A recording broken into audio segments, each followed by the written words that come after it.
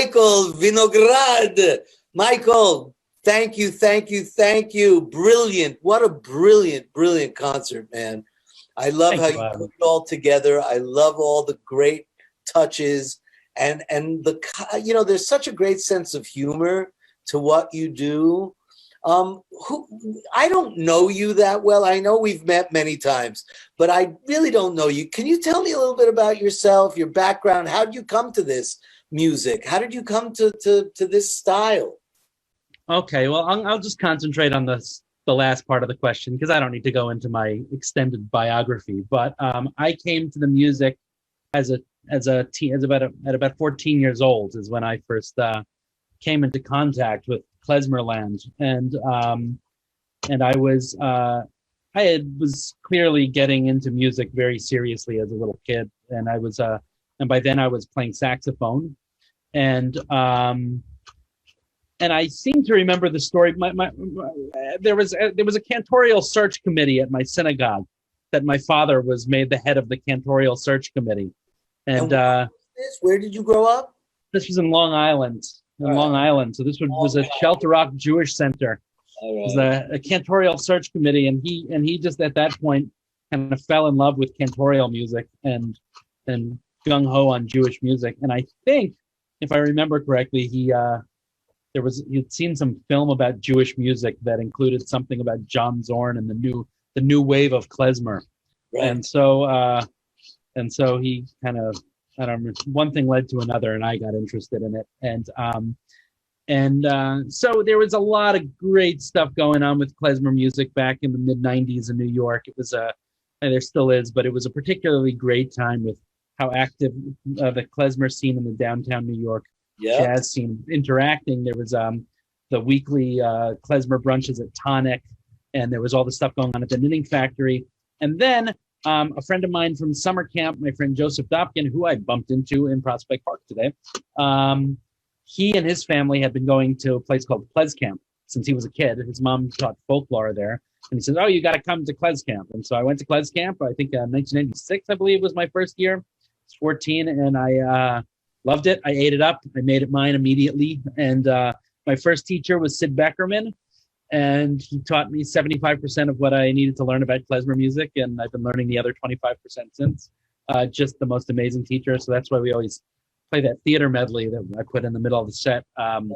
Was off of a number of my teachers were that record, Klezmer Plus, Sid on clarinet and Howie Leese on sax and Pete Soccolo on piano. And anyway, I was lucky enough to show up early. I was young enough that I showed up early enough to be able to get to spend some time with guys of that generation and learn from them. So that's kind of how I got involved in the early days. That they didn't take you to the Yiddish theater. You weren't like part of the Yiddish world at all.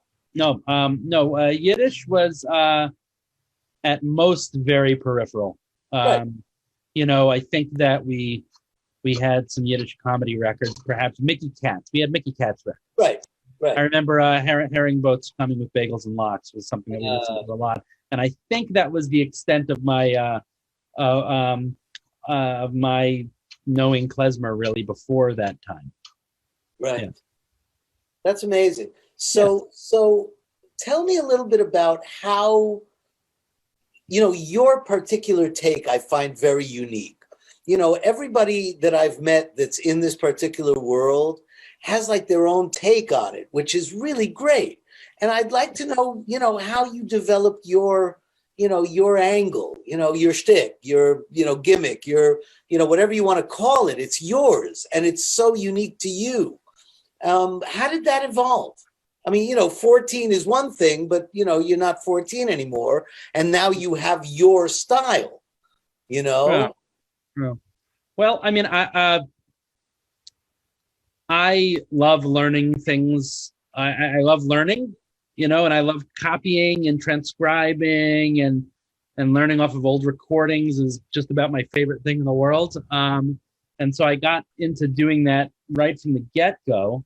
And emulation became a way of life for a very long time, whether it was learning from the recordings that I was hearing or taking influence from the bands that I liked the most. So as a teenager and in my early 20s and well into my 20s, and even now, even still now, of course, never ends. I remember just what a huge impact the Klezmatics had on me. It was great. I got to see, I remember being with my pal Jake Schulman, the violinist, as teenagers, seeing the Klezmatics at the Knitting Factory was epic, and Sure. and so I think that all of these groups that I would hear over the years really affected me as kind of developing my own style. Nothing's ever completely original, but ultimately over the last, I don't know, however many years, I was pulled back very strongly to, and I went through like these different styles, more experimental, less experimental, more traditional, less traditional. But stylistically, something kept pulling me back over the last however many years to my favorite period of recorded klezmer music, which is the 1950s, mid 1950s, specifically from about 1955 through 1959 or so, is like this just era of records that I adore. And stylistically, it was something I wanted to go after. And then through this whole period, I just love composing and love writing tunes. It's my, it's what I like the most. I love playing my own music, which, I love playing traditional music and older music as well. And I love writing in that style. So I ultimately came around to that time. Yeah. Who are the biggest influences from that period? I mean, obviously Mickey Katz was, the probably the most famous. Yeah, but not so much in terms of in some ways, Mickey Katz has actually been quite influential on me in terms of thinking about band arranging. Right. It's not actually about his playing. I mean, he's a good clarinet player, no doubt. Not the best clarinet player, No. But his band and I believe that there for a certain time, the arranger in his band was actually the xylophonist, this guy Lou Singer. Right. And the guy who played on what's that tune called, Bar Mitzvah something, that crazy virtuosic xylophone tune. But the way that he arranged for that band was absolutely incredible. And though I don't go through styles in the comedic and Carl Stalling-esque way that Mickey Katz did, I definitely learned a lot from that. I mean, that was some great arranging. But in terms of that period, it's really a handful of records that to me are just incredible. So I'll tell you them. The Epstein brothers put out a record called The Dukes of Freilichland. It's also called Mazel Tov somewhere, but me and my cohort know this as The Dukes of Freilichland, and it's just like really well recorded and amazingly executed. And it's like, there is your master class on how to be a klezmer band. Some of the best drumming you'll ever hear, Julie Epstein. Amazing record. And I mean, the clarinet playing, Max Epstein. I mean, I just can't listen to enough of that. A couple of years later, I think right around 1960, Danny Rubenstein put out a record called The Happy People. Amazing record. Some years earlier, I believe 1956 or 7 was the trilogy of records that Dave Tarras put out with the Murray Lehrer Orchestra, and those records were called Freilich and Hi-Fi, and there's 3 volumes of them.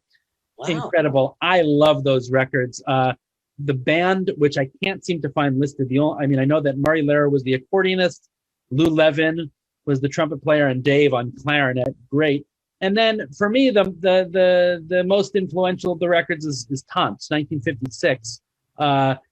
Featuring Dave Tarras and Sam Musiker, his son-in-law. Sam Musiker, it was his project. So well thought out. And it was, what I like about it is that it's kind of this concept record in a way. It's like a concert klezmer, and it was just so well arranged and beautiful writing. And it was the first and only of its kind, because klezmer music kind of went for a big nap right around 1960 in terms of creative development, you might say. So this record was incredible. Sam Musiker, just as a clarinetist, is one of my biggest influences. He, while he was this brilliant klezmer musician and composer, he also was the clarinetist in the Gene Krupa Band. So he was, he had his feet in both worlds. I'm not a jazz player, but what he took from that world and brought into klezmer production and arranging and composing is to me very very important, and keeps I think about that a lot when I'm coming up with my own take on it all. I mean, I love, I love learning a lot about how during that period and even before, Mickey Katz was playing for Spike Jones. Right. And Spike was doing the Goyish stuff, and Mickey Katz said, "Oh, I could do that for Yiddish and Jewish and Yinglish." And suddenly, there was that style. But then you had the Barton brothers, and you had Eli Bass. I was talking to Josh Dolgan about Eli Bass. Very few people seem to know who Eli Bass was. And I think he was one of the greatest of that particular genre. He was a singer, right? He was a singer, composer, writer. Yeah, he wrote like comedic stuff or something. I don't know him well, but I'm just trying to remember, right? Litvak, she's a Galitz. Number 4, Humintash Lane. Wait a minute. Did he write Litvak and Galitz? I don't. Yes, I believe so. He did? I believe so. Because I know that song from Harriet Kane, who sang it with Marty Levitt. A lot of people sang it. A lot of people Monster. Did it, but very few people know that it came from an album called Bass Ackwards. I don't know that. Eli Bass. And it's great. It's great stuff. So cool. But you see, you're young. You're like one of the younger guys. So I'm amazed when people of your age look. I'm already an old timer. I'm a little too young to remember that stuff when it was actually happening, because I wasn't born until 58. So by the time I came around, that stuff was like passé already. I grew up in the Yiddish world, going to Boybrik and Hemshach and, listening to the real socialist, workman circle stuff. And then I moved to Israel, and Yiddish was like gone. Nobody wanted to speak Yiddish. Nobody wanted to know Yiddish. Yiddish was dead in Israel. Yes. And then I came back and went back into the dead Yiddish theater of the early 1980s and started to see this resurgence, this revival, the mid-80s, the Golden Land, and then the klezmer thing started to happen. And so I'm always amazed when people of your generation, discover this stuff. So tell me just a little bit about, the evolution of your world, of the klezmer, your involvement in the klezmer world. So, don't get into the whole bio thing, but tell me a little bit of how it evolved and where is it going? Well, I mean, okay, I'll do my best. I mean, as far as my evolution in the klezmer world, I think that I was, and I said it already once, but I was very fortunate to get there when I did. I think that nothing replaces being able to spend time with the older generation, and I'm, the older generation that's no longer here. Getting to be able to spend time with Sid Beckerman, especially for me, but also with guys like clarinetists like Paul Pincus and Howie Lees and Danny Rubenstein, and Ray Musiker, who's still around. Yeah. Who's Sam's younger brother. I went and spent a bunch of time with him last summer. He gave me these handwritten charts that are incredible. He wrote me out mostly his brother's charts, but these really nice handwritten charts. Wow. And they're really cool. So me and my pal Dan Blacksburg went and we spent some time with Ray last summer. Ray is 94 and he's still playing clarinet and writing new tunes. So I brought my recording gear and my camera, and we filmed him and we interviewed him, and he told us all this juicy stuff about the Tance recording session that we didn't know. It was really amazing. But for me, nothing matches up to having the opportunity to spend time with those guys. And I understand that I was lucky to get there so early, because it still affects me, and we have plenty of the contemporary because we are in the contemporary.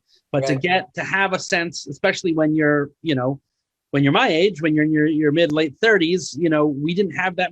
Most of the guys were gone by then. I didn't get to meet Dave Terrace. I didn't get to meet Max Epstein. I missed meeting Max Epstein by a few years. And so the fact that I got to spend that time was amazing. And then also I got there when I was 14. So the rest of the folks who I work with all the time now, who are my age, hadn't shown up yet. I had to wait for them a few years.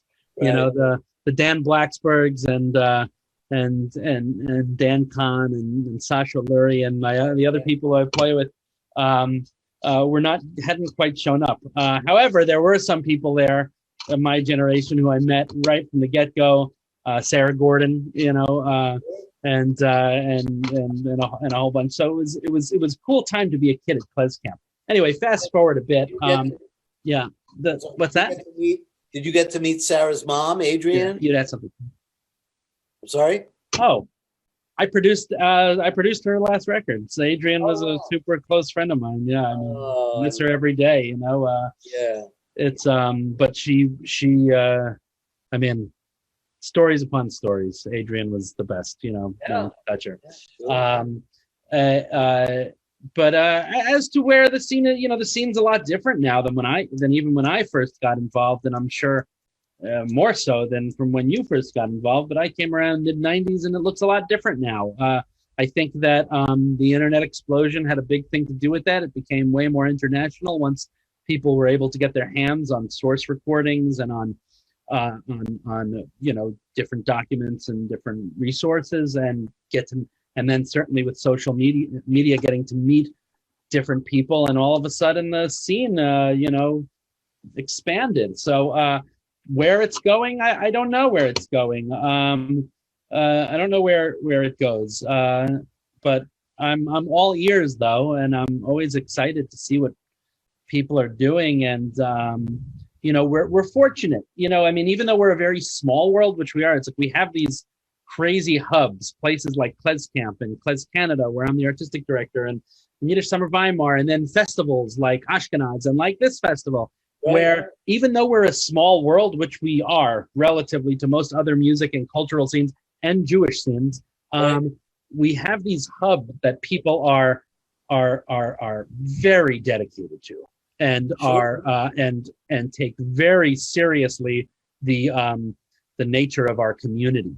And that is a big deal. And that for me, that's like this thing that it's just like, there's always going to be the community. And even in these crazy times where we have to put on our programming on Zoom and on, Vimeo and on whatever platform is the popular one of the day, we can still make it happen. And so I feel fortunate, and I feel and I'm optimistic about the klezmer and Yiddish scene.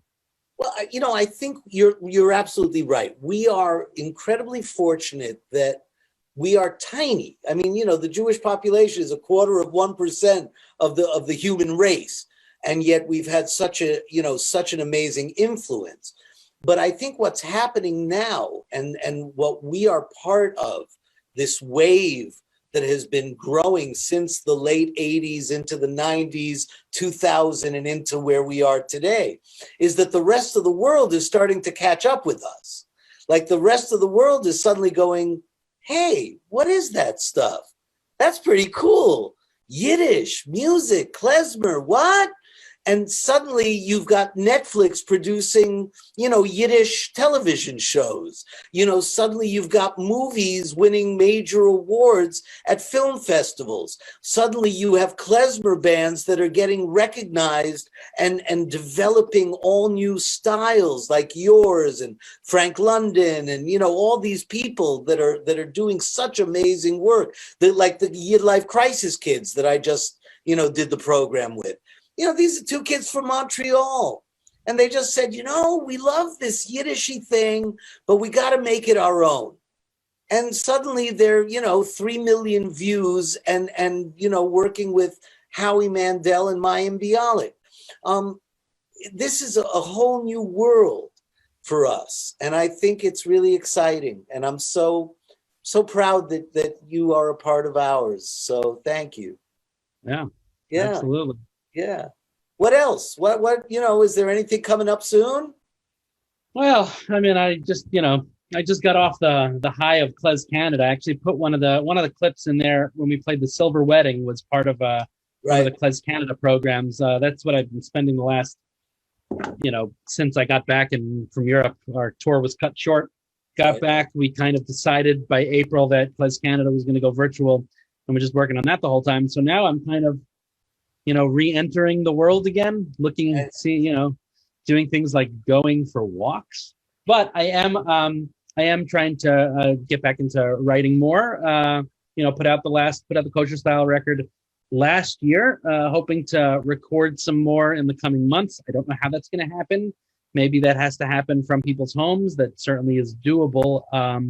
Not quite as enjoyable, but doable. And hopefully I can get some more output, and hopefully this big scene of people who are suddenly interested in klezmer that you speak of will flock to the record stores. Whatever, the virtual record stores, right? Yeah. I'm gonna take you on your word. I'm gonna take you on your word that this Yiddish and klezmer boom international is happening. Look, but it's certainly we see a couple unorthodox and the pickle movie, so this is stuff. Pickle movie and Shtisel and My Little Movie that from this kid in Toronto, a millennial kid in college, decides to make a little short 30-minute Yiddish horror movie, and it wins awards all over the world, and it's eligible for an Academy Award. I mean, what? I mean, that's insane. Yeah, that's pretty wild. It's pretty wild. It's fascinating. Look, I taught a course at the University of Miami a year and a half ago called Yiddish, the Foundation of Modern Culture. And, again, the basic premise is the idea that if you look at our world, whether it's theater, film, music, klezmer, whatever you want to look at, any aspect of comedy, just look at comedy. You can find the roots back into that world of Yiddish, back at the 1880s and the early 1900s and the 20s, 30s, 40s, 50s that you talk about. Everything kind of grew out of there. Hollywood, there would have been no Hollywood without the Lower East Side. I mean, they all came out of that world. Tin Pan Alley, Irving Berlin, Gershwin, we all know the names, but people are starting to realize it now, where they never talked about it because Yiddish was like the orphan child that nobody wanted to really deal with for decades, from the mid 50s until the 80s, 90s. Yiddish was like, oh no, that's that language, the Holocaust. It's so morbid. I actually had a woman say to me one day, the Holocaust, oh, Avi, it's so morbid. Yeah, but the flip side of that is then they tell you, how come you don't play more Holocaust material? Right. Yeah, well, and so yeah. It's a tough balance, yeah. Yeah, you can't win, and yet you can't please them, can you? It's great. It's really great. And I'm really glad that you were able to be a part of this festival. Oh, me too. Because this has literally grown from a little seed of an idea about 10 weeks ago, and suddenly the whole thing came together in about 8 weeks, and we got some of the greatest people in the Jewish world to come and be a part of it, and you, my friend, are definitely one of the greats. So thank you so very much. Thank you, Avi. Thank you for inviting me. I'm flattered, and of course, always happy to spend some time chatting with you. Of course. So good. One of these days, we'll find something to work on again together. Oh man, love to. And I look forward to going back to being live in front of people. Live backstage at Carnegie Hall. I think that's the last place I saw you, right? That's right. Carnegie Hall. That was a hoot to have. Wow. That was a hoot. Yeah. Cool. All right, Michael, thank you so very much. And my pleasure. Gesund und stark, Hatzloche, Roche, and keep up the great work, and keep eating kreplach, baby. Yeah, you know it, kreplach. It's the glue. Yeah. Bye, Avi. Thanks. Bye. Anyway, thank you all for staying with us. This has been another great day at the Why I Love Yiddish Fest. So if you have, an extra dollar sitting around that you think you could spare, maybe 5 or 10 or 18, just go, to the website, whyilovejewish.org or yiddishfest.org, see everything we're doing, join us, support us, help us to bring more and more great Jewish culture, not just to the Jews, but to the whole world, because it's time to celebrate all of our cultures together. So I thank you all for joining me tonight, and let me leave you with our sponsors.